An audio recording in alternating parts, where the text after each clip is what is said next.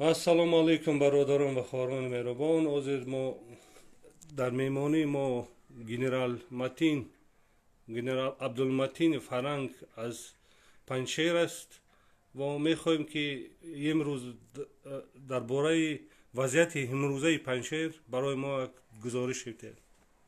مرحمت. السلام علیکم و رحمت الله و برکات. بسم الله الرحمن الرحیم. درود بر پاک روح شهدا و سلام و درود عرض می کنم خدمت هموطنانی که در خارج و داخل هستند و صحبت ما را تماشا می کنند. خدمت شما به عرض برسانم که وضعیت خیلی خوب است. طالبا خیلی ادعا میکنند که ما پنشیر را گرفتیم و پنشیر تسخیر شد و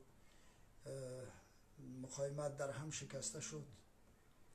به یاری الله مقاومت ادامه دارد به رهبری احمد مسعود، رهبر جوان، رهبر مدبر و مقاومتگرا در سنگرهای خود نشستیم. تکتیک و تکنیک جنگ البته تغییر خورده. جنگ ها به شکل پارتیزانی هست، گاهی از طرف شب به شکل جبهه‌ای و پارتیزانی و به شکل چریکیش که این نوع جنگ یکی از جنگ های شیوه جنگ های مسعود رحمت الله علیه است. بسیاری کسا فکر میکنن که مردم فکر میکنه که پنشیر فتح شد. پنشیر، درازی پنشیر یا طول پنشیر، یعنی طول یا درازیش 120 کیلومتر است. در پنشیر تقریبا 22 دره های فرعی که هر کدامش 10 کیلومتر و 20 کیلومتر در داخل دره با ماشین حرکت میکند. به این شکل هست. تنها طالبان 8 کیلومتر بعد از دروازه پنشیر تا به ولایت 8 کیلومتر پیش آمد و در طول را تلفات بسیار سنگین متحمل شدیم. به یاری خدا مقاومتگرها و مبارزین به رهبری احمد مسعود و فرماندهان محلی همیشه دست به ماشه هستند و همیشه جنگ هایشان روان است، جنگ های چریکی. البته امشب هم در قسمت آبدابه، اگر کسی پنشیر دیده باشه، آبدابه از خانه عبدالله 1 کیلومتر بالا الا 60 و ولایت رخه بسیار جنگ تن به تن و جنگ های وزنین و جنگ هایی که اصلا گمانش نمیکنی جریان داشت. جنگ بسیار جنگ شدید بود. در این محور فرماندهان احمد مسعود جناب بهلول بهیج و گلیدر خیرخواه، خالد امیری، منیب امیری و سیفی، این فرماندهان کماندو همه با هم با تشریک مساعی به سر جنایتکاران طالب حمله نمودند و تقریبا امشب تقریبا 60 میل سلاح‌های سبک و سنگین به دست آوردن. 30 نفر ما امشب چی داشتیم؟ اسیر داشتیم. شاید که اسیرها را در نشان بدن، شاید هم نظر به بعضی معاذیر نه. و 2 شب است که هواپیماهای پاکستان بسیار به شکل بیرحمانه جبهه پنشیر بمبارد میکنه که به فضل مرحمت الهی دیروز مقاومتگران مجاهدین سربکف توانستند که 2 طیاره آنها را یا 2 هواپیماشان را بگویم یا 2 سمالیات را از بین ببرند که یکشم بی پیلوت بود و یکشم هلیکوپتر یا ورتالیوت. وضع جبهه خیلی خوب هست. این گزارش بود، گزارش ولایتی که دیروز بیرق بالا کردن. امروز منطقه را از دست طالبای کثافت پاکستانی گرفتن. این یک محور جبهه. محور دومیش یک تقریبا 1200 نفر یا در 3 روز 4 روز پیش در باموردار، دشت ریوت، غنجو و قرارگاه سفیدچیر و خنچ یا در محاصره مجاهدین بودن و اونا از اونجا فرار کرده. فعلا در قسمت پیشغور و قوا در حالت گریز بودن که پل در اونجا انفجار دادن. مجاهدین و مبارزین قرارگاه شعابه در قسمت شعابه صد راهشون شده. امشب خیلی غنیمت هم به دست آوردن، بعضیاش تسلیم شدن، بعضیاشون مقاومت میکنن که انشالله شاید که امروز فردا واش هم تسلیم شوند. تقریبا 200 الی 300 اراده تانک و توپ و زیو و سلاح‌های مختلف و نو با تانک‌های آمریکایی، تانک‌های ضربتی در دستشون است. انشالله وام کارشون یکسره میشه و امشب خیلی خیلی خیلی جبهه به خود ما بود، یعنی به نفع ما بود. هواپیماهای ناشناس هم از کشورهای دوست که از کجا بود در 3 نوبت مواضع طالبان امشب بمباران کردن.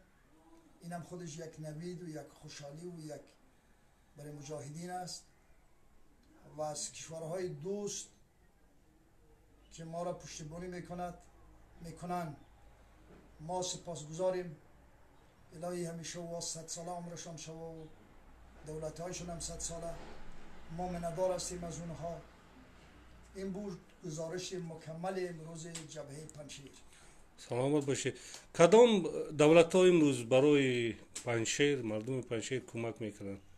دولت‌های ما یعنی مشخصا نام بردن نه پنهانی میگیم که فقط آشکارا مشخصا ما نام بردن نمیتونیم، ولی ما برادرایی داریم و دولت‌هایی داریم که از ما تا جان و دل از ما دفاع میکنن و در پشت ملت خود، در پشت ملت تاجیک ایستاده هستند.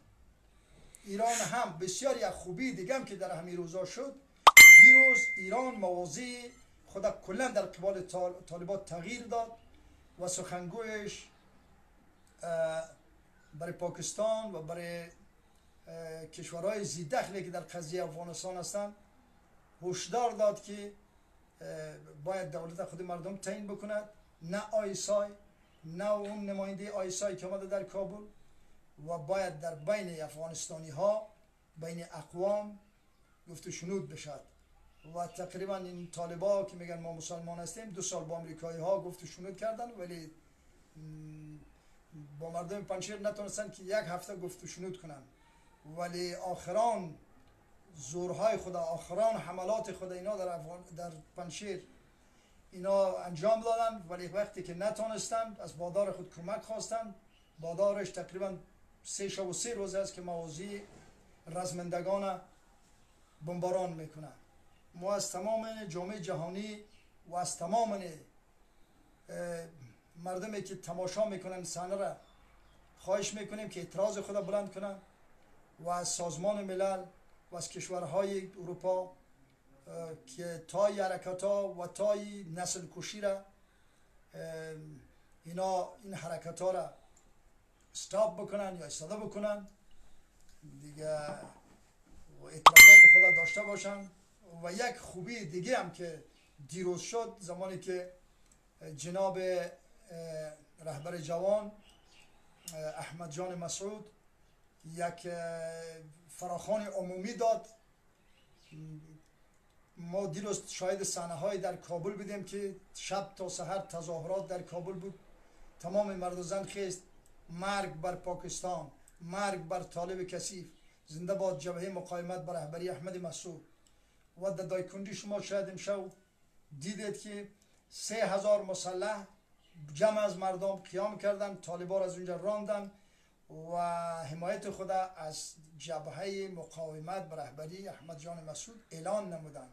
حرکت های در کاپیسا دیروز انجام شد که تمام قماندان ها و تمام مردم از جان دل بر رهبری احمد مسعود اعلان کردند که ما از جان دل دفاع میکنیم و ما حمایت خود از تو اعلان میکنیم و انشالله ان قریب در همین روزها 1 روز 2 یا 3 روز شما شاهد بسیار نویدهای خوب خوشحالی های خوب شاید بوده باشید تماشا میکنید که در ولایات افغانستان بسیار خبرهای خوشی در راه هست شما سلامت باشید برادران سلامت باش. انا بسیار مردم تاجیکستان روزهای آخر در فکر دعای برای مردم پنجشیر هستند. شما همین چیزا احساس میکنید؟ ما از مردم تاجیکستان یعنی سپاس و ممنون میکنیم ملت ما هستند همزبان ما هستند همخون ما هستند از ما در سال 1900 از سال 1993 اینها در فکر ما هستند تا حال رئیس جمهور تاجیکستان جناب امام علی رحمان رهبر صلح و وحدت پیشوای ملت رهبر تاجیکای جهان همیشه با ما در هر یک مقطع زمانی همراه بوده هم فکر بوده و ما را یاردم کرده و ما دوستش داریم از جان دل دوستش داریم همه ملت افغانستان همه تاجیکا دوستش می‌دارن خصوصا در همین موضوع بمباردمان پنجشیر و حملات طالبان پاکستان یادم به طرف نبوده و معاون وزیر خارجه پاکستان چند روز پیش آمد مستقیم جوابش داد که برادر دولت فراگیر بسازید در این دولت همه اقوام همه اقشار همه مردم باید سهم داشته باشند که تا دیگه در افغانستان یک صلح دائمی باشد ما از جناب امام علی رحمان رهبر تاجیکای جهان ما بسیار خوش هستیم و از ملتش خوش هستیم که از ملت و دولت که همه اینها دست به هم داده همیشه ما را پشتیبانی میکنن و همیشه نظرهایشان نیک است و از تمام دولت دارایی ما تشکر میکنیم و از ملتشان که جایی نیست هم خون و هم دین و هم مذهب و ما یک هستیم این که ما را استعمار جدا کرده که 22 میلیون به طرف افغانستان مونده و 10 میلیون به طرف تاجیکستان و 16 میلیون در ازبکستان تاجیک این گناه ما نیست این دولت های استعماری به خاطر تاجیکا یک جای نشوند که اینا یک دولت بزرگ درست میشن و درد سر به منطقه میشه دیگه ما از دولت تاجیکستان از جناب عالی سپاس و ممنون خداوند عمرش 1000 ساله کند اگر خیلی امکانیت میشد که تاجیکان افغانستان به تاجیکستان بپیوندند انشالله مردم اونجا خوش است در آینده ای کار شدنی هست و می شود انشالله خیلی سلامت باشید برای گزارش جنرال عبدالمتین شما هم سلامت سلامت باشید باشید. برادر عزیزم